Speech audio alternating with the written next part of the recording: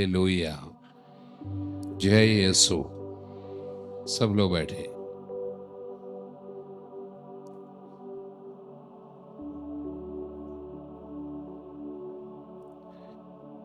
प्रियजनों, हमारे इस पावर रिट्रीट के इस आखिरी दिन में कुछ विशेष कार्य हम लोग सीख रहे हैं, कर रहे हैं।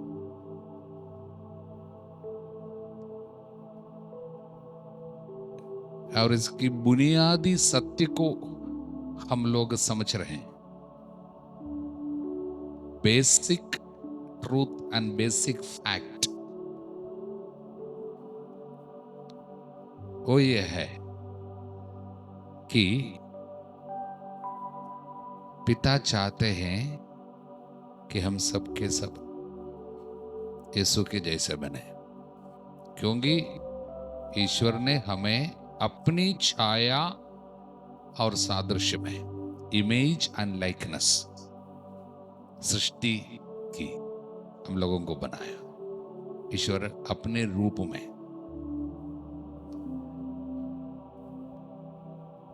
और इस पूर्णता को पुनः हम पाए, पिता चाहता है, स्वर्ग चाहता है। और यीशु में हम ईश्वर का रूप देखता है। यीशु ने कहा, जिसने मुझको देखा है उसने पिता को देखा है। ऐसा है। कोलोसियों के पत्र में हम पढ़ते हैं अध्याय 1 वचन 15 में, वो अदृश्य ईश्वर का प्रतिरूप है। अदृश्य ईश्वर का प्रतिरूप है यीशु। इसलिए यीशु ने कहा, धक्के मांदे बोझ से दबे हुए लोग सबके सब मेरे पास आओ। हम लोग इसलिए पास जाते हैं, लेकिन वो काफी नहीं है। तो मुझसे सीखो, इस तरह तुम्हारी आत्मा को शांति मिलेगी। हम सभी लोग शांति की खोज में हैं, चंगाई की खोज में हैं, घर में आशीर्वाद की खोज में हैं। लेकिन एक बात हम अक्सर भूल जाते हैं, जहां चंगाई है केवल वहां पर हम लोग भागते हैं, चंगाई के लिए हम लोग कोशिश करते हैं। लेकिन उससे बड़ी एक बात प्रभु ने कहा था, वो ये तो मत्ती के सुसमाचार में, जैसे ये सुंदर वचन जो है, धक्के मांदे बोझ से दबे हुए लोग मेरे पास आओ। प्रभु ने कहा, लेकिन पास आना केवल काफी नहीं, सबको शांति नहीं मिलती है केवल पास जाने से। धक्के मांदे, अध्याय 11 मत्ती के 11:28, धक्के मांदे बोझ से दबे हुए लोग तुम सब मेरे पास आओ, मैं तुम्हें विश्राम दूंगा। लेकिन मेरा जुआ अपने ऊपर ले लो, मुझसे सीखो। ये क्या है? ये जुआ अपने ऊपर लेना है, जुआ अपने ऊपर लेना है और मुझसे सीखना है। इस तरह तुम्हारी आत्मा को शांति मिलेगी। मेरे साथ इस वचन को और एक बार दोहराइए, मेरा जुआ अपने ऊपर ले लो, मुझसे सीखो, इस तरह तुम अपनी आत्मा के लिए शांति पाओगे। हालेलुया। तो प्रियजनों, प्रभु से सीखना है। आप लोग यहां आए इस रिट्रीट में, प्रभु से क्या सीखा? ये सबसे बड़ी बात है। क्या प्रभु से कुछ सीखा, या केवल प्रार्थना करता रहा कि मुझे ये चाहिए, प्रभु मुझे चंगा करना, मेरा बहुत दर्द है, मुझे चंगा कर दो, चंगा कर दो, केवल प्रार्थना किया? क्या कुछ सीखा? और प्रभु से सीखने की सबसे बड़ी बात, उदाहरण के लिए अब आपसे पूछेंगे, आप प्रभु से क्या सीखेंगे? अभी प्रभु क्या करता है, आप प्रभु से अभी क्या सीखना चाहते हैं? देखिए, यीशु हमारे जीवन में आया, धरती पे आए 2000 साल पहले, हमारी राह पर चले, रोगियों को चंगा किया, प्रार्थना करना सिखाया, ईश्वर के राज्य की शिक्षा दी, दुख भोगा, सूली पर मरे, तीसरा दिन जी उठा, 40 दिन यहाँ पर जी उठने के बाद दुनिया में रहकर अनेक लोगों को दिखाई दिया। उसके बाद वो स्वर्ग गया। स्वर्ग जाने के बाद और 10 दिन के बाद पवित्र आत्मा को भेजा। कलीसिया की स्थापना हुई। आज 2000 साल बीता। आज हम यीशु से क्या सीखेंगे? अभी आप यीशु से कुछ सीखेंगे तो क्या सीखेंगे? बोले हालेलुया। तो सीखना है तो फिर देखना पड़ेगा अभी यीशु क्या करता है। यीशु अभी कहाँ है? स्वर्ग में पिता के दाहिने। इतना तो हम जानते हैं बाइबल से, वो पिता के दाहिने विराजमान हो। लेकिन विराजमान होकर आराम से एसी में क्या बैठा हुआ है? बोले हालेलुया। हम लोग यहाँ पर तकलीफ में धूप इतने गर्मी में बैठा हुआ है। यीशु आराम से पिता के दाहिने बैठ के आराम कर रहा है, विश्राम कर रहा है। बोले हालेलुया। तो आराम से कहीं बैठना हम सीखेंगे। प्रभु से क्या सीखना है? प्रभु क्या करते हैं? कोई बोलेंगे पिता के दाहिने यीशु बैठ के क्या करता है। कोई जोर से बोलेंगे। हम यीशु से क्या सीखेंगे? यीशु क्या करते हैं? अभी यीशु क्या कर रहे हैं? बैठा है केवल। क्या कर रहे हैं? कोई बोलेंगे जोर से, हिम्मत के साथ। कोई नहीं है? हाँ बोलिए, हाथ उठाकर बोलो। पिता के दाहिने बैठकर वो पिता से प्रार्थना करता है। क्या प्रार्थना करता है? किसके लिए प्रार्थना करता है? हम लोगों के लिए। यीशु अपने लिए नहीं करता है। किसके लिए कर रहे? हमारे लिए प्रार्थना करते रहते हैं। बोले हालेलुया, हालेलुया। यीशु हमारे लिए प्रार्थना करते रहते हैं। हमने सुना होगा सुबह भी प्रभु का कार्य क्या है। हम लोग इब्रानियों के 7:25 को इस तरह और एक बार पढ़ेंगे।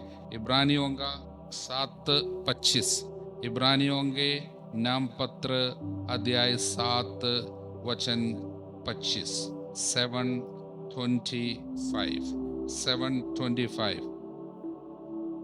हम पढ़ते हैं।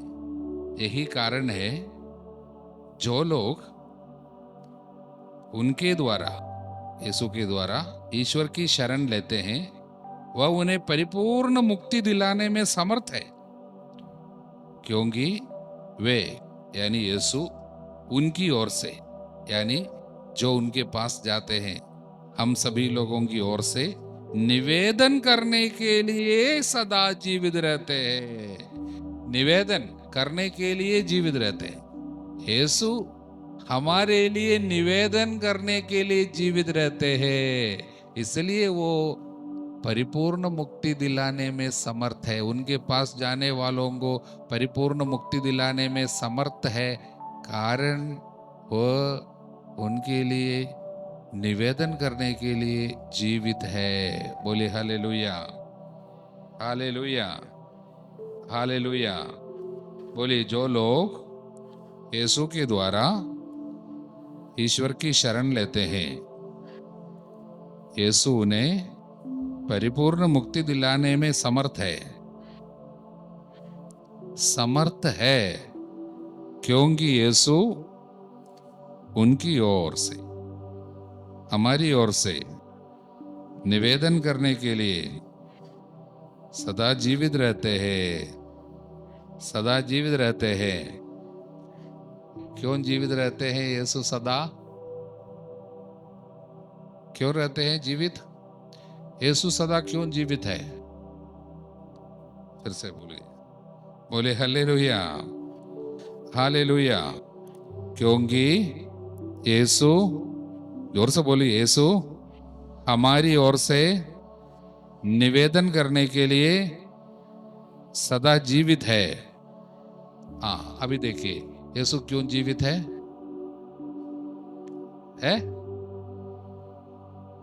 हमारे लिए निवेदन करने के लिए जीवित है। बोलिए हालेलुया, हालेलुया। बोलिए क्योंकि वो हमारी ओर से निवेदन करने के लिए सदा जीवित है। हालेलुया। यीशु क्यों सदा जीवित है? निवेदन करने के लिए। अभी भूलना नहीं, यीशु क्या करते हैं? निवेदन करते हैं। किसके लिए? हमारे लिए। कहाँ? पिता के सामने। तो हमारे लिए एक मध्यस्थ है, वो पिता के सामने बैठकर क्या करता है? निवेदन करता है। यीशु का काम क्या है? निवेदन करना। किसके लिए? हमारे लिए। इसलिए कहता है वो मुक्तिदाता, आओ, सभी लोगों को मुक्ति देने में समर्थ है, कारण वो निवेदन करता है। तो निवेदन क्या करता है? मेरे दुख भोग के नाम पर इन पर दया कीजिए, मेरे मृत्यु के कारण इन पर दया कीजिए। पिता के सामने यीशु का जो कार्य है, दुख भोग का कार्य सदा रहता है, क्योंकि ईश्वर का काम था। यीशु आकर जो कार्य किया वो हमेशा बना रहता है। ईश्वर का कार्य इटर्नली प्रेजेंट। हम लोग जो मनुष्य जो वो काम करता है वो कल का हो जाता है। उदाहरण के लिए मैं फादर बॉबी आज आकर वचन सुनाया, आपके लिए प्रार्थना किया, तो कल जब आप बोलेंगे फादर कल आया था प्रार्थना किया, अगले सप्ताह बोलेंगे लास्ट वीक में फादर बॉबी आया था, बोले हालेलुया। अगले महीने आप बोलेंगे पिछले महीने फादर आया था। अगले साल आप बोलेंगे फादर पिछले साल आकर प्रार्थना करके गया था, बोले हालेलुया। क्योंकि मनुष्य का काम ऐसा है, लेकिन ईश्वर जो काम करता है उसमें कल आज हमेशा वो एक रूप है ईश्वर, इसलिए उसका काम भी बना रहता है, वो अतीत की बात नहीं है। इसलिए क्या है, यीशु ने जो दुख भोगा वो कार्य अभी पिता के सामने जैसे मानो अभी है बना रहता है, जैसा यीशु अभी दुख भोगा। और उसका दुख भोग सब काय के लिए एक मध्यस्थ प्रार्थना था। पूरा यीशु का दुख भोग एक मध्यस्थ प्रार्थना। बोले हालेलुया, हालेलुया। हमारे लिए मध्यस्थ प्रार्थना था। स्वर्ग ये देखिए क्यों घायल हुआ हमारे लिए, क्यों मरा हमारे लिए, वो प्रार्थना पाया, हाथ क्यों पसारा सूली पे, मध्यस्थ प्रार्थना। पिता मेरे दुख भोग के नाम पर इन पर दया कीजिए, इन्हें बचाए। हमारे लिए एक ही रास्ता है बचने के लिए, यीशु के ये मध्यस्थ प्रार्थना। दुख भोग देखकर, अपना खून बहाकर वो पिता के सामने हमारे लिए प्रायश्चित कर रहे हैं, प्रार्थना कर रहे हैं। बोले हालेलुया। इसलिए जब यीशु सदा जीवित रहते हैं और प्रार्थना करते, निवेदन करते हैं, तब वो क्या निवेदन करते हैं? मेरे दुख भोग के नाम पर इन पर दया कीजिए बोलते हैं। इसलिए यीशु दंड देने के लिए नहीं आया। यीशु कभी पिता के सामने नहीं बोलता। जब जब हम इधर पाप कर रहे हैं, बार बार पाप कर रहे, हर बार पी के आ रहे, हर बार व्यभिचार करता है, उस समय पिता के सामने यीशु नहीं बोलता है इसने मेरा कहना टुकराया, पाप किया, इसलिए इसको श्राप दो, ये मरने दो, नहीं बोलता है। हर बार बोलता है इन पर दया करना। इसलिए हम पाप करने के बावजूद जीवित है, नहीं तो पाप करने से तुरंत मर जाता। पुराने विधान में सब लोग पाप करते हैं मर जाते, बुनबुनाता है मर जाता है। भोजन के बारे में थोड़ा सा बुनबुनाया, एक की बार मर गया, क्योंकि उस समय मध्यस्थ प्रार्थना के लिए यीशु नहीं था। फिर भी उधर कई समय उन लोग बच गया, कारण मूसा उनके लिए प्रार्थना किया। पुराने विधान में मूसा यीशु की तरह है, निरंतर प्रार्थना करता है। बोले हालेलुया। इब्राहिम प्रार्थना करता है, और पुराने विधान में सभी लोग प्रार्थना करके लोगों को बचाता था। लेकिन कई बार मरुभूमि में लोग गिरते गए, इतने सारे लोग ढेर हो गया, कारण सदा प्रार्थना करने वाला कोई नहीं था उनके लिए। कभी कभी प्रार्थना करता था। बोले हालेलुया। उदाहरण के लिए जब जोशुआ नबी जब युद्ध क्षेत्र में था और अमलेकियों के विरुद्ध युद्ध कर रहा था और इजरायली गिरते जा रहे थे, और उस समय मूसा पहाड़ के ऊपर जाकर हाथ उठाकर रखा। बाइबल में लिखा है जब तक उसका हाथ उठा रहा तब तक मूसा जोशुआ की शक्ति बनी रही, और आखिरी शत्रु जब तक ना गिरे तब तक मूसा हाथ उठाए रखा। मूसा की मध्यस्थ प्रार्थना के द्वारा उस दिन युद्ध जीता। हमेशा ऐसा है, कोई भी युद्ध जीतना हो उठाए हुए हाथ की जरूरत है। इसलिए इसका हाथ फैलाया हुआ हम देखते हैं। प्रभु कहता मुझसे सीखो, मेरा बोझ अपने ऊपर ले लो। बोले हालेलुया। मेरा जुआ अपने ऊपर ले लो। ये जुआ क्या है? लोगों को बचाने का आग्रह है। यीशु के मन में लोगों के लिए जो प्यार है, सबको बचाने का आग्रह है। हम जितने भी पाप में गिरते हैं तब भी हमको बचाने का उसके दिल में जो आग है, हमारा ईश्वर एक आग है। वो आग जो प्रभु कहता है मैं पृथ्वी पर आग लेके आया हूं, ये कौन सी आग है? ये बर्बाद करने वाली आग नहीं है, बल्कि बचाने वाली आग है। बुराई को भस्म करने वाली आग है, आत्मा को बचाने वाली आग है। वो आग का नाम है आत्माओं का बचाने का आग्रह।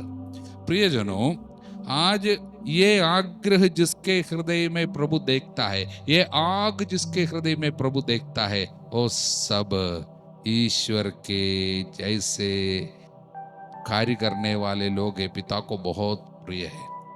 ये आग प्रभु कहता है मैं कितना चाहता हूं ये आग धधक उठे। मैं पृथ्वी पर आग लेके आया हूं, मैं कितना चाहता हूं ये आग धधक उठे। ये आग क्या है? दूसरों को बचाने के लिए आपके दिल में आने वाला एक आग्रह है। वो आग्रह जब आएगा, आप आसानी से हाथ उठाएंगे। वो हाथ क्यों उठते हैं? ये बोलने के लिए केवल नहीं मुझे बचाओ, बल्कि ये हाथ इसलिए उठाते हैं प्रभु सबों को बचाओ, आत्माओं को देना, मेरा सर्वस्व ले लेना। यही है आग। दूसरों के लिए आदमी के हृदय में आग्रह होगा। नहीं तो हम लोग सब बहुत स्वार्थी है। मेरा दर्द मिट जाए, मेरी बीमारी दूर हो जाए, मेरा प्रॉब्लम। हम सब बड़े स्वार्थी है, सेल्फिश है। हम कैसे यीशु की तरह बनेंगे? यीशु केवल अपने लिए कभी प्रार्थना करने के लिए नहीं, वो हमारे ही ओर से प्रार्थना करने के लिए जीवित है। इसलिए जब आप दूसरों के लिए प्रार्थना करने के लिए जीने लगेंगे, प्रभु का रूप आ गया। इसको कहता है सबसे पहले ईश्वर की राज्य की खोज करो, बाकी सब यूं ही दिया जाएगा। तब क्या होता है? ऑटोमेटिकली चंगाई मिल जाती है, आपके जीवन में महिमा छा जाती है। इसलिए प्रियजनों, आशीष पाने के लिए उपयुक्त एक मनोभाव प्राप्त करना जरूरी है। वो मनोभाव का नाम है मध्यस्थ बनना। सब कुछ मध्यस्थता में देना। सुख हो, दुख हो, चाल चलन हो, घर की तकलीफ हो, सब मध्यस्थता में देना, दूसरों के लिए समर्पित करना। यीशु अपने दुख भोग को समर्पित करता है मध्यस्थ प्रार्थना में। हम लोगों को भी दुख भोग मध्यस्थ प्रार्थना में समर्पित करना है, नहीं तो हम स्वार्थी सांसारिक बने रहेंगे। प्रभु वो नहीं चाहता कि हम केवल अपने लिए प्रार्थना करें, बीमारी लेकर प्रभु के पास जाते रहे, हमेशा बोले मेरा बीमारी दूर कर दो, मेरे बच्चे को अच्छा कर दो, बस इतने। आत्माओं को बचाने के बारे में आप कुछ नहीं सोचते हैं? दुनिया में इतने सारी आत्माएं नष्ट होते जा रहे आपके परिवार से। इसके पहले मरे हुए कई लोग शोधक अग्नि में, आग में हैं, उनको बचाने के बारे में आप कुछ नहीं सोचता है। आप केवल इस दुनिया में थोड़ा अच्छा हो जाए इसके बारे में सोचते हैं। ये तो बहुत खतरा है प्रियजनों। इसलिए जब तक हमारे हृदय में दूसरों को बचाने का आग्रह नहीं पैदा होगा, तब तक हम सांसारिक है। हमें ईश्वर से कोई मतलब नहीं है, हम यीशु से कुछ सीखा नहीं है। फिर कैसे आत्मा को शांति मिलेगी? कैसे शरीर को स्वास्थ्य मिलेगा? कैसे घर में आशीर्वाद आएगी? इसलिए सबसे महत्वपूर्ण बात आत्माओं को बचाने का आग्रह। इसलिए हर एक संत में ये आग्रह है। अल्फोंसा, संत अल्फोंसा का त्योहार हम कल मनाए। अल्फोंसा क्यों दुख भोग रहे थे? एक बार भी नहीं बोली कि मेरा ये दुख हटाओ। बार बार क्या बोलती थी? आत्माओं को बचाओ। इसलिए वो संत है। आज कितने लाखों लोग चंगाई पाते हैं मालूम? उनका दर्द पूरा अनेकों के लिए, क्योंकि मैं हर दिन देखता हूं। कभी कभी मैं यहां से जाते समय रात में पहुंचता हूं भरणज्ञान में, मेरे अपने घर में। तब मैं सोचता हूं कि थोड़ा सा वहां पर घुस के जाते हैं, मतलब अल्फोंसा के टूम में, कब्रिस्तान में। रात में दिन में लोग हैं, कहां कहां से लोग। पूरे महीने में, यानी पूरे साल में हर एक दिन दूर दराज से लोग वहां पर बराबर आते हैं। उनके कब्र में। केवल 36 साल तक इस दुनिया में रहने वाली एक स्त्री वचन की घोषणा के लिए कभी नहीं गया, अपने बिस्तर से उठ नहीं पाई। आज उसको खोजते हुए ये दुनिया के कोने कोने से लाखों लोग क्यों पहुंच रहे हैं? कितने लोगों को वहां पर चंगाई मिल रही है, कितने लोग आशीषित हो रहे हैं। कहां से? मध्यस्थ प्रार्थना की शक्ति। अपना दुख भोग इस्तेमाल किया। प्रियजनों, जब तक अपना दुख सेवा में इस्तेमाल नहीं करता है, वो दुख पूरा वेस्ट है, बेकार है, बर्बादी है। जितना ज्यादा अपना दुख इस्तेमाल करता उतना आप धनी बनता है प्रभु के सामने।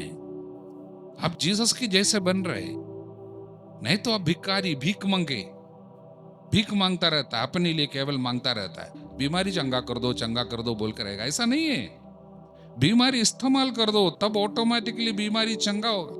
इसलिए प्रियजनों, चंगा होने के लिए आपके हृदय में एक मनोभाव उत्पन्न होना। वो मनोभाव मुझे चंगाई चाहिए, ये मनोभाव नहीं है, बल्कि वो मनोभाव है मेरे जैसे सहने वाले कितने लोग हैं, उनको आशीर्वाद मिले। आपका दुख भोगने वालों की याद दिलानी चाहिए। आपका कमर दर्द से पीड़ित लाखों करोड़ों लोगों का याद आपको दिलाना चाहिए। केवल आपके बारे में सोचना नहीं है। आपका बच्चा बीमार है, इस तरह बच्चा बीमार होने के लाखों करोड़ों लोग हैं, उनकी याद दिलाना चाहिए आपको। आपका पति यदि बीमार है, इस तरह जितनी पत्नियां हैं जिनका पति बीमार है, यदि आप विधवा है, आपका पति मर गया है, आप प्रभु के सामने उन लोगों के लिए निवेदन करने के लिए चुने गए। लाखों करोड़ों विधवा लोग दुनिया में हैं, आप हर समय उनको याद कर सकता है, क्योंकि आप जो है वो आपको याद दिलाना चाहिए। आपके जैसे सहने वाले लोग, तब जाकर प्रभु का रूप आप में आ जाता है। पिता को प्रिय है, ईश्वर का राज ये है। बोले हालेलुया। वो स्वयं दुख भोगने के कारण दुख भोगने वालों की मदद कर सकता है। इसलिए रोमियों के 8:34 में हम जाते हैं। रोमियों के नाम पत्र अध्याय 8 वचन 34। रोमी 8:34 में हम इस तरह पढ़ते हैं। 34, बोले हालेलुया। 33 से हम पढ़ते हैं, बोले हालेलुया। जिन्हें ईश्वर ने चुना है उन पर कौन अभियोग लगा सकता है? जिन्हें ईश्वर ने दोष मुक्त कर दिया है उन्हें कौन दोषी ठहराएगा? ईश्वर ने हमें दोष मुक्त कर दिया, इसलिए पिता अपने बेटे को भेजा। संसार को इतना प्यार किया, वो अपने इकलौते बेटे को दे दिया, जिससे जो उस पर विश्वास करता उसका सर्वनाश ना हो बल्कि अनंत जीवन प्राप्त करे। ये पिता की इच्छा है कि सबके सब अनंत जीवन प्राप्त करे। पिता चाहता हम अनंत जीवन प्राप्त करें। पिता ने हमें दोष मुक्त कर दिया। पिता ने, ईश्वर ने हमें दोष मुक्त कर दिया। जिन्हें ईश्वर ने दोष मुक्त कर दिया उन्हें कौन दोषी ठहराएगा? क्या ईसा मसीह ऐसा करेंगे? नहीं, वो तो मर गए बल्कि जी उठे, ईश्वर के दाहिने विराजमान होकर हमारे लिए प्रार्थना करते रहते हैं। क्या वो हमें दोषी ठहराएगा? क्या वो हमें पिता के सामने बोलेगा इसने आज एक गलत काम किया है, आज एक गुप्त पाप किया है, ये गलत गंदा पिक्चर देखा है, इसलिए उसको मारना है, इसको दंड देना है, उसको कम से कम 2 पिटाई देना है क्योंकि इसने ऐसा कार्य किया? क्या प्रभु ऐसा करेगा? कभी नहीं, क्योंकि उसका स्वभाव वो नहीं है। वो हमें दोष मुक्त कर दिया है, हमारे लिए उसने कोड़े खाए हैं और अपना दुख भोग के नाम पर आज भी हमारे लिए प्रार्थना करते रहते हैं। आप 1 बार नहीं, 2 बार नहीं, 1000 बार नहीं, लाखों बार पाप करके आता है, लाखों बार आपको क्षमा देते हुए प्रार्थना करने वाले का नाम जीसस है। आपका जीवन साथी शायद 5 बार, 6 बार, 7 बार आपको क्षमा दे सकता है, उसके बाद गुस्सा भड़क उठेगा, लेकिन प्रभु ऐसा नहीं है। 70 गुना 7 बार पाप करो, हजारों लाखों बार प्रभु तरस खाता है और प्रार्थना करता है। उसकी मध्यस्थता के कारण बार बार पाप करने के बावजूद हम जिंदा है। तो हमें यीशु की तरह बनना है। इसलिए यीशु कहता है मेरा जुआ अपने ऊपर ले लो। वो जुआ है दूसरों को पापों में गिरते हुए देख के उसके मन में जो दर्द होता है और वो दर्द वो प्रार्थना में उठाता है, ये जुआ। उठाया हुआ हाथ प्यार का सर्वोत्तम प्रकटन है। मध्यस्थ प्रार्थना में जब आप अपने दर्द को उठाता है, जितना ज्यादा दर्द है उतना शक्तिशाली आप बनते हैं यीशु की तरह, क्योंकि सूली पर भयानक दर्द सहकर उसने हाथ फैसारा। और जब जब हम यीशु की तरह हाथ उठाते हैं मध्यस्थ प्रार्थना में, स्वर्ग को ये प्रार्थना बहुत प्रिय होते हैं। इस तरह आत्माओं को बचा सकता है, इस तरह आप अपने अपने घर के जोशुआ लोगों को बचा सकता है जो युद्ध क्षेत्र में है। मूसा की तरह जोशुआ युद्ध क्षेत्र में, इजरायली युद्ध क्षेत्र में, तो मूसा का हाथ उठा रहा। इतना ज्यादा दर्द हो गया कि उसने दो लोगों की मदद मांगी, इसलिए तो हारून जाकर दाएं हाथ उठाए रखा, हूर जाकर बाएं हाथ उठाए रखा। बाइबल कहता है ये मध्यस्थ प्रार्थना में मदद करने के कारण तो 2-3 पीढ़ियों को आशीर्वाद मिला, हूर और हारून की। मध्यस्थ प्रार्थना शक्तिशाली सेवा है, मिनिस्ट्री है, उसमें सबसे ज्यादा आपका दर्द काम में आता है। मध्यस्थ प्रार्थना में सबसे बड़ा हथियार है आपका दर्द। इसलिए दर्द को जब तक मध्यस्थ प्रार्थना में इस्तेमाल नहीं करता, तब तक वो दर्द सांसारिक दर्द है, उसमें मृत्यु है। जो दुख ईश्वर की इच्छा अनुसार स्वीकार किया जाता है, उससे कल्याणकारी हृदय परिवर्तन होता, खेद का प्रश्न नहीं उठता।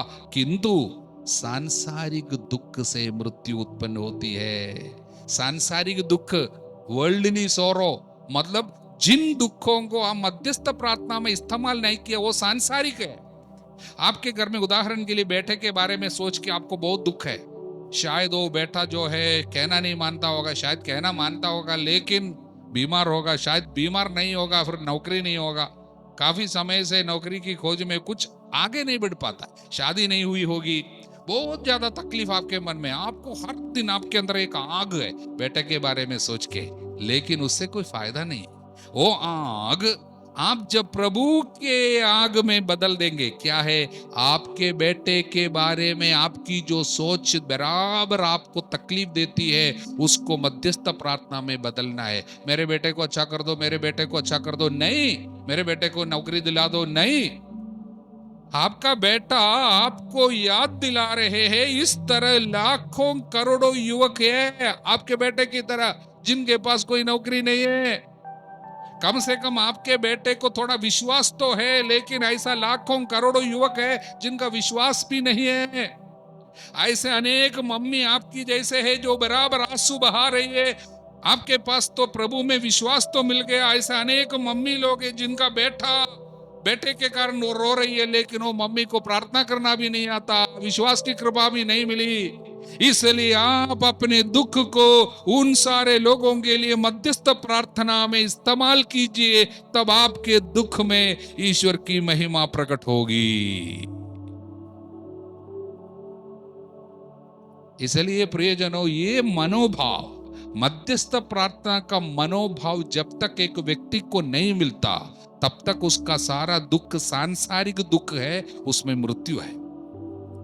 आपके दर्द के कारण दुख चिंता करते करते आप बीमार हो सकता है और आपकी मृत्यु हो सकती है। आप चिंता करते करते करते आपको अनेक बीमारी से पीड़ित, क्योंकि हर एक दुख जब तक सांसारिक बना रहता है तब तक उसमें मृत्यु छाई रहती है। कुरिन्थियों का दूसरा पत्र 7:10 है, बहुत इंपॉर्टेंट है। सांसारिक दुख में मृत्यु है, ईश्वरीय दुख में मुक्ति है। तो आपके दुख को ईश्वरीय बनाइए।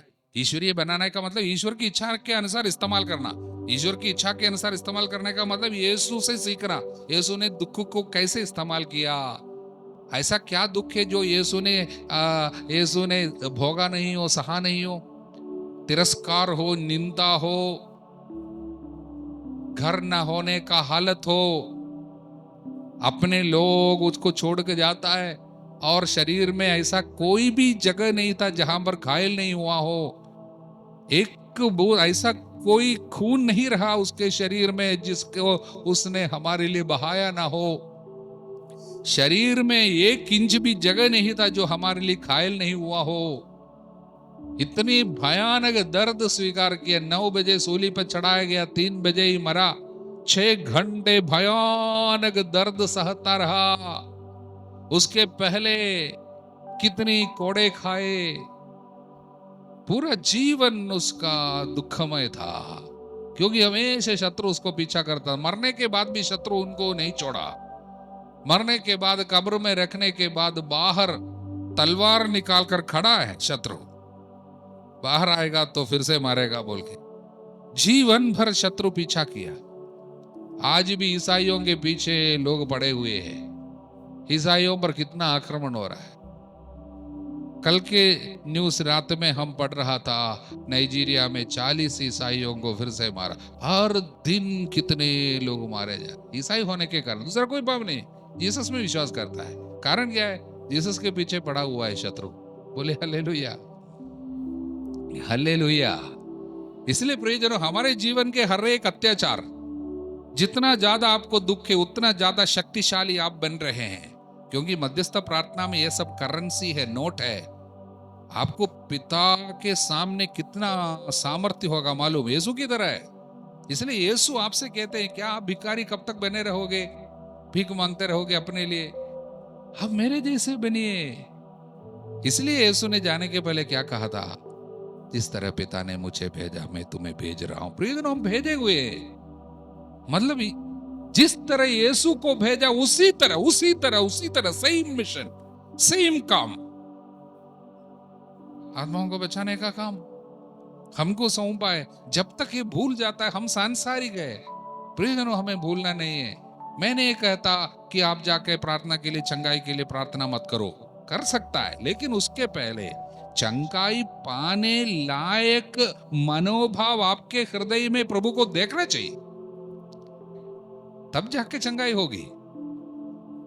लेकिन आपके हृदय में केवल स्वार्थता भरी हुई है, मुझे किसी भी तरीके से अच्छा होके बढ़िया से इस दुनिया में जीना है, बस इतना है, तो कैसे मनोभाव है आपका? सांसारिक मनोभाव है। आध्यात्मिक मनोभाव होना है। वो क्या है? मेरा दुख आत्माओं को बचाने के लिए इस्तेमाल करता हूं। बोले हालेलुया, हालेलुया, यीशु की स्तुति हो।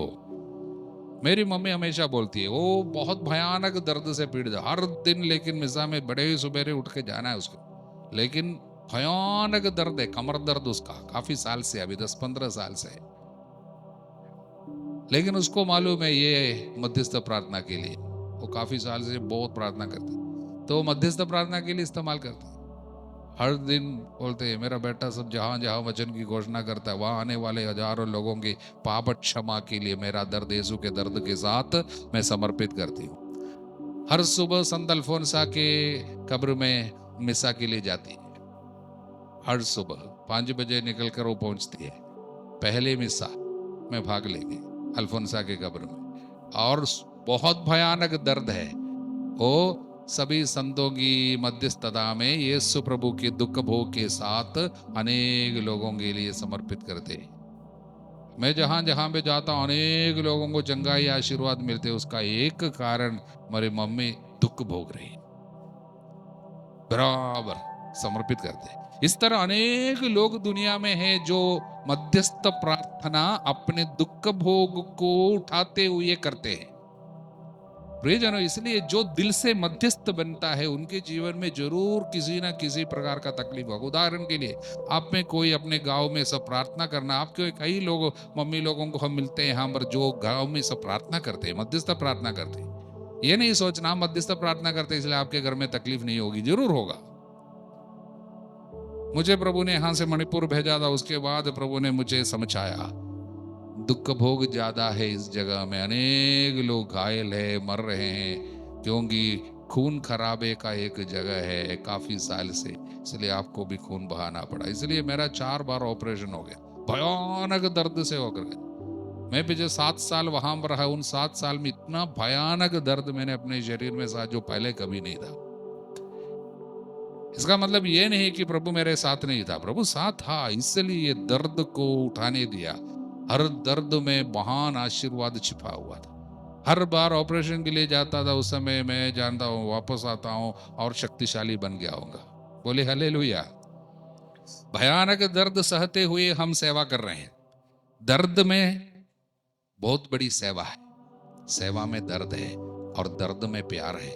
इसलिए जो प्यार प्यार की बात बोलता है, इसलिए मैंने कल कहा, संत क्लेयर ने कहा, संत क्लारा ने कहा, love that does not accept suffering is not worthy of that name. प्यार जो दर्द सहने के लिए तैयार नहीं है, वो प्यार प्यार नहीं है।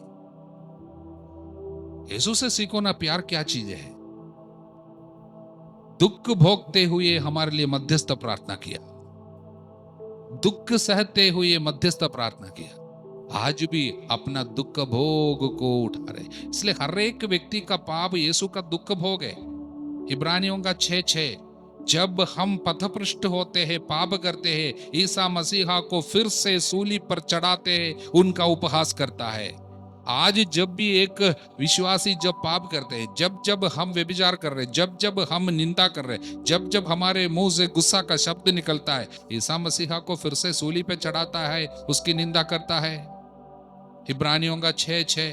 तो वो दर्द निरंतर यीशु क्रूस पे है, वो दर्द पिता के दाहिने वो उठाता है और कहता है, पिता इन्हें क्षमा कर। ये मनोभाव पिता हम में चाहता है, यीशु की तरह बनना। इसलिए यीशु मध्यस्थ प्रार्थना करता है। केवल यीशु मध्यस्थ प्रार्थना नहीं करता, पवित्र आत्मा क्या करता है? पवित्र आत्मा भी मध्यस्थ प्रार्थना के काम में लगा हुआ है। बोले हालेलुया। रोमियों के नाम पत्र अध्याय 8 वचन 26 में हम इस तरह पढ़ते हैं, आत्मा भी हमारी दुर्बलता में हमारी सहायता करता है। कैसे? हम ये नहीं जानते कि हमें कैसे प्रार्थना करनी चाहिए, किंतु हमारी अस्पष्टताओं द्वारा आत्मा स्वयं हमारे लिए विनती करता रहता है। पवित्र आत्मा हमारे लिए क्या करता है? विनती करता है। पवित्र आत्मा का काम भी मध्यस्थ प्रार्थना है। पवित्र आत्मा हमारी दुर्बलता में प्रार्थना करता रहता है। पवित्र आत्मा का काम मध्यस्थ प्रार्थना है। यीशु का काम मध्यस्थ प्रार्थना है। पिता के दाहिने पवित्र आत्मा भी हमारे लिए प्रार्थना करता है। हम नहीं जानता कैसे हमें प्रार्थना करनी है, हमारे अंदर रहने वाला पवित्र आत्मा अंदर दम में बोलते जाएंगे, पिता ये नहीं जानता है, ये केवल अपने लिए प्रार्थना करता है, लेकिन मैं इसके द्वारा प्रार्थना करता हूं, विनती करता हूं, आत्माओं को बचाया, अनेक आत्माएं बच जाए इसके दुख भोग के कारण। इसलिए जिसको पवित्र आत्मा मिलता है वो सब ऑटोमेटिकली मध्यस्थ प्रार्थना बन जाता है, मध्यस्थ बन जाता है। ये ग्लोब सारे क्यों रखा हुआ है? ये करोड़ों लोग जो सह रहे दुनिया भर में, हर एक व्यक्ति दुख का एक बंडल है। एक एक व्यक्ति से जब मैं मिलता हूं यहां पर, क्योंकि मैं जानता हूं कितना दर्द बाहर आता है, दुख का बंडल है, bundle of sorrows. Every human being, हर एक व्यक्ति के ऐसे दर्द है जो बाकी लोग समझ नहीं पाता। हमारे कितने दुख दर्द है, थोड़ा सा तो बाकी लोगों को बताया होगा, लेकिन आपके मन में क्या क्या चीजें चल रहे हैं, कितने लोगों के बारे में सोच के आप आकुल होता है, व्याकुल होता है, आपका क्या क्या दर्द है, कितने लोग आपको परेशान करता, सारे दर्द को लेके हम घूम रहे। इतने सारे लोग दुनिया भर में, कितने करोड़ों लोग दुख भोग रहे, और मैं केवल अपने बारे में सोच कर रहता हूं। इससे बढ़कर क्या पाप है? इसलिए सामुएल ने कहा, पहला सामुएल में हम लोग इस तरह पढ़ते 12वां अध्याय में, जब तक यदि मैं तुम्हारे लिए प्रार्थना करना छोड़ देता, मैं प्रभु के सामने घोर पाप करता। यदि मैं तुम्हारे लिए प्रार्थना करना छोड़ देता, मैं घोर अपराध करता। यदि मैं प्रार्थना करना छोड़ देता, मैं घोर अपराध करता। प्रार्थना, मध्यस्थ प्रार्थना जिस दिन छूट जाती है, घोर अपराध, घोर पाप है। बोले हल्लेलुया, यीशु की स्तुति हो। माँ मरियम क्या करती है? मध्यस्थ प्रार्थना करती रहती है। सारे संत लोग क्या करता है? मध्यस्थ प्रार्थना के लिए जीवित है। संत अल्फोंस साहब क्या करती है? अपना दुख भोग यीशु के दुख भोग के साथ मिलाकर पिता के सामने मध्यस्थ प्रार्थना करती है। सारे संत लोगों का काम क्या है? आराम से वहां पर सो नहीं रहे, मध्यस्थ प्रार्थना कर रहे। पवित्र आत्मा क्या कर रहे? मध्यस्थ प्रार्थना कर रहे। संत यूसुफ क्या कर रहे? मध्यस्थ प्रार्थना कर रहे हैं। बोले हालेलुया। ये सारे संत चारों ओर आप देख रहे हैं, ये संतों की बड़ी संख्या के बीच में हम बैठे हुए, ये सारे संत लोग हम लोगों को क्या सिखाता है? संत पादरे पियो एक दिन में कम से कम 20 से ज्यादा रोजरी करता था। और कितने घंटे प्रार्थना में बैठता था वो। मध्यस्थ प्रार्थना उनको संत बनाया। बहुत सहता था बराबर, उसके हाथ में उनको मिल गया था, उसके पूरे शरीर में स्टिग्माटा, यीशु के 5 घाव उनको मिल गया, बराबर खून बहता था, कोई भी डॉक्टर उसको चंगा नहीं कर पाया, इसलिए हाथ से खून बहता था, इसलिए पूरा बांध बांध कर रखता था। भयानक दर्द सहकर मिसा बलिदान चढ़ाता था, भयानक दर्द सहकर लोगों को आशीर्वाद देता था। एक दिन में कभी कभी बोलते हैं कि यहां तक कि 18 घंटे तक कभी कभी जाता था, क्या मतलब कन्फेशन में इतने सारे लोग लाइन लगाकर बैठता था, कन्फेशन करने के लिए दूर से लोग आता था उनके पास, इतना मध्यस्थ प्रार्थना करता था, इसलिए दूसरों के दिल में क्या है तुरंत उसको पता चलता था। यदि कोई पाप छूट जाता था उनको याद दिलाता था, ये पाप क्यों नहीं बोला, बोले हालेलुया हालेलुया। बिशप लोग दूर दराज से उनके पास आते थे कन्फेशन करने के। मध्यस्थ प्रार्थना की शक्ति है। संत बनना चाहते हो, अपने दर्द को सेवा में लगाओ, बोले हालेलुया। इसलिए यीशु ने कहा, जिस तरह पिता ने मुझे भेजा मैं तुम्हें भेज रहा हूं। ये बात जब भूल जाते हैं आप सांसारिक है, जीसस से कोई मतलब नहीं है। हम लोग केवल मस्त रहना चाहता, अपना पैसा, अपना बच्चा, अपना सुख, अपना शरीर, अपनी सुंदरता, अपनी दोस्ती, बढ़िया से। कब तक रहोगे ऐसा? स्वर्ग के बारे में नहीं सोच रहे हो, आत्माओं के बारे में नहीं सोच रहे हो, अपना उत्तरदायित्व को भूल गया। इस दुनिया में जितना समय है, आत्माओं को कहीं बचाकर जाने का समय है। हर एक चाल चलन में ये आग अंदर में होनी चाहिए, वो आग आत्माओं को बचाने का आग। ये आग ने इन लोगों को संत बनाया। ऐसा कोई भी व्यक्ति को आप देखने को नहीं मिलेगा कलीसिया में जिन्हें संत घोषित किया, जिनके अंदर वो आग ना रहा हो। वो आग है आत्माओं का बचाने का, वो आग, ये आग ने उनको संत बनाया। बोलिए हल्लेलुया। इसलिए प्रियजनों, प्रभु हम लोगों को चाहते हैं कि क्या तुम्हारा दुख आत्माओं को बचाने के इस काम में इस्तेमाल करोगे? क्या तुमने तुम्हारी बीमारी को दूसरों को बचाने के काम में इस्तेमाल किया? नहीं तो फिर कैसे आकर तुम बोल सकता है अभी बीमारी हटा दो। तुम तुम्हारे क्रूस को यीशु का क्रूस नहीं बनाएगा तो वो क्रूस डाकू का क्रूस बना रहेगा। डाकू भी क्रूस में मरा था।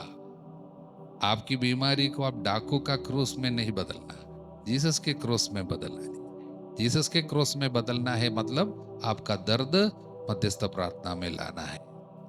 ये है जीसस का क्रूस का मतलब। जीसस हाथ पसारा हमारे लिए, पिता इन्हें क्षमा कर। लेकिन डाकू ने सूली पे हाथ पसारा, चिल्लाते हुए, श्राप देते हुए, दोष लगाते हुए।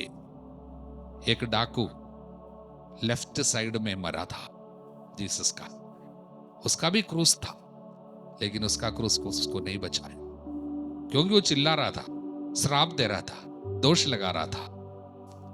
वो चाहता था मुझे नीचे कर, तू ईश्वर है तो मुझे नीचे कर। ऐसा कई लोग हैं, ये यीशु तू ईश्वर है, मेरा दर्द दूर कर। आपका दर्द डाकू का दर्द है, आपका क्रूस डाकू का क्रूस है, उसमें मृत्यु है। जो लोग कहता है यदि ईश्वर हो, ईश्वर सच्चा है, मेरा बीमारी दूर कर, आपका बीमारी डाकू की बीमारी है, उसमें मृत्यु है। क्या आपने अपने दर्द को जीसस के दर्द में बदला? मतलब दर्द में पिता को याद करना और सहने वाले लोगों के लिए, पाप में रहने वाले लोगों के लिए अपना दर्द समर्पित करना प्रभु ये चाहता है। बोलिए हल्लेलुया। यीशु की स्तुति हो, यीशु को धन्यवाद, हल्लेलुया। इसलिए और एक वचन पढ़कर हम लोग परम प्रसाद को इस समय वेदी पर स्वागत करेंगे। आज पूरे दिन हम लोग मध्यस्थ प्रार्थना का एक कार्य करते हुए कल आज रात विशेष कर एक आराधना में प्रवेश करेंगे। उस आराधना में बड़ी बड़ी चंगाइयाँ होगी। आज रात हम लोग प्रार्थना कर रहे हैं, लेकिन उसके पहले चंगाई प्राप्त करने वाला मनोभाव स्वीकार करना है। वो मनोभाव है ये आध्यात्मिक मनोभाव। दूसरों को कैसे बचाऊंगा, दूसरों को कैसे आराम दिलाऊंगा, मेरा जीवन कैसे मैं दूसरों के लिए इस्तेमाल करूं। प्रभु ने कहा ना, जैसे मैंने प्यार किया वैसे एक दूसरे को प्यार करो। प्यार का मतलब प्रार्थना है। यिर्मयाह ने अपने लोगों को बहुत प्यार किया, इसलिए बराबर प्रार्थना किया। बाइबल में लिखा है यिर्मयाह अपने लोगों को बहुत प्यार करता था, इसलिए बराबर प्रार्थना करता था। मकाबियों के दूसरे पत्र में यिर्मयाह अपने लोगों को बहुत प्यार करता था, इसलिए बराबर प्रार्थना करता था। बोले हल्लेलुया। बहुत प्यार, बराबर प्रार्थना। आप प्यार करते हो जीसस को, जीसस की तरह प्रार्थना करना है। आप प्यार करते हो अपने परिवार को, जीसस की तरह उनके लिए प्रार्थना करना है।